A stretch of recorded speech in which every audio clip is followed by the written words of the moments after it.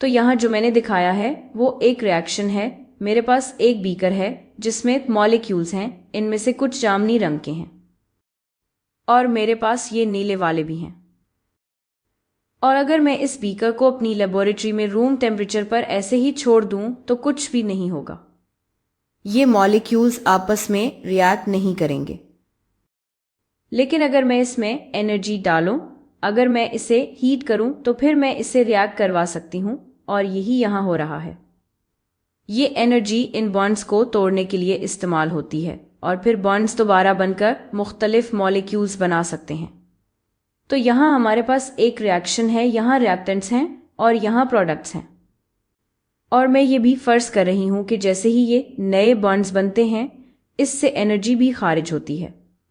और इस वीडियो में हम ये सोचेंगे कि इस रिएक्शन से जितनी एनर्जी खारिज होती है वो इस एनर्जी से ज़्यादा है या कम जो हमने इसमें डाली थी। और इसका जवाब देखकर हम इसे एंडोथर्मिक या एक्सोथर्मिक रिएक्शन कहेंगे।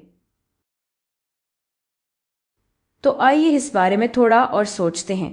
अगर आपके पास एक सिस्टम है और आप कहें कि सिस्टम क्या होता है। दरअसल सिस्टम एक खास चीज को कहते हैं जिस पर आप गौर कर रहे हैं और आप इस सिस्टम की जैसे चाहें तारीफ कर सकते हैं।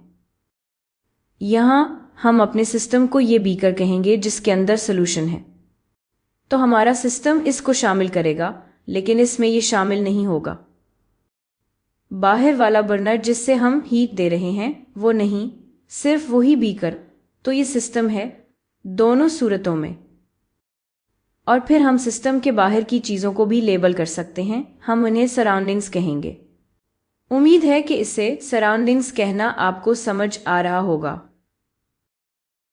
और जब हम इस बीकर के नीचे आग जलाते हैं तो हम सराउंडिंग्स से एनर्जी सिस्टम में मुंतकिल कर रहे होते हैं।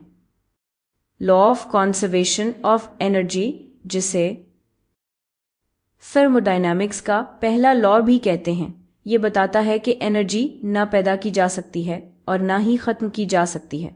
तो अगर हम एनर्जी को किसी सिस्टम में डाल रहे हैं तो वो कहीं ना कहीं से ही आ रही है। इस सूरत हाल में एनर्जी आ रही है हमारी सराउंडिंग्स से। लेकिन जैसा कि आप जानते हैं हम सिर्फ एनर्जी सिस्टम में नहीं डाल रहे।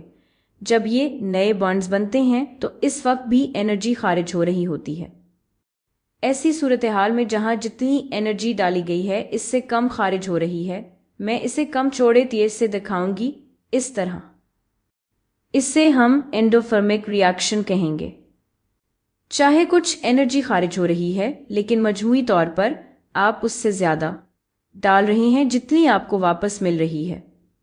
अब अगर ये उल्टा हो जाए, यानी आपका सिस्टम यहाँ हो और आप इसमें एक ख़ास मिकदार में एनर्जी डाल रहे हों लेकिन आपको सिस्टम से कहीं ज़्यादा एनर्जी वापस मिल रही हो, मैं इसे एक बड़े तीर से दिखाऊंगी, इस तरह।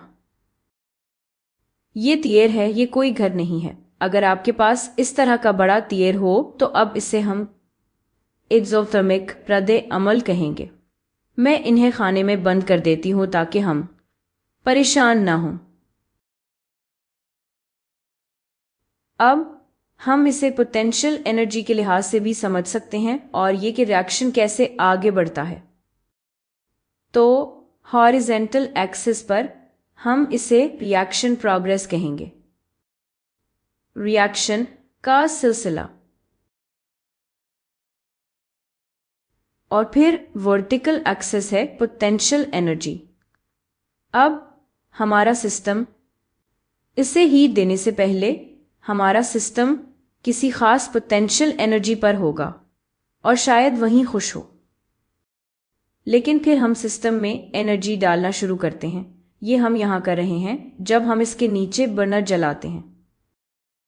तो जैसे ही हम सिस्टम में एनर्जी डालते हैं पोटेंशियल एनर्जी बढ़ती है और ये एनर्जी असल में इन रिएक्टेंट्स के बॉन्ड्स तोड़ने के लिए इस्तेमाल होती है।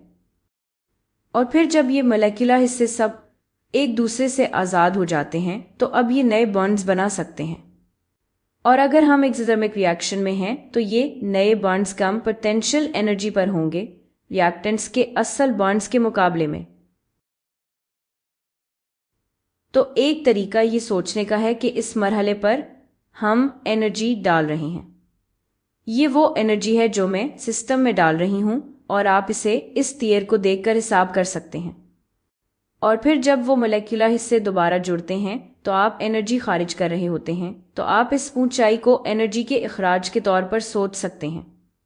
और अगर आप ये सोचें कि कुल कितनी एनर्जी खारिज हुई है तो वो असल में पोटेंशियल एनर्जी का फर्क होगा जब आप रिएक्शन में दाखिल हो रहे थे और फिर आपकी आखिरी पोटेंशियल एनर्जी। तो ये फासला जो यहाँ है यही नेट एनर्जी है। और इस सूरत में ये वो नेट एनर्जी है जो हकीकत में रिएक्शन से खारिज हुई है। तो ये जो यहाँ है ये एक्सोथर्मिक रिएक्शन है। आप सोच रहे होंगे कि एंडोथर्मिक रिएक्शन कैसा नजर आएगा। तो इस सूरत में, और मैं इसे जल्दी से बना लेती हूँ, एसिड के भी चार्ट पर यही लेबल्स होंगे। आप एनर्जी डाल रहे होंगे। फर्ज करें आपके पास कुछ मॉलिक्यूल्स हैं। इन बॉन्ड्स को तोड़ने के लिए एनर्जी डालनी होगी।